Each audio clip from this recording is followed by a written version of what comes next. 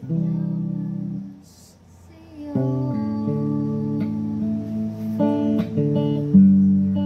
Aking Panginoon Jesus, ako'y inibig mo. Inangking noon, tanging alay ko sa'yo at ginawa ay buong buhay ko, puso't katawan, di na makayanan na ipagtanggol. Mamahalin kita sa gintong ilog, ang aking dalangin.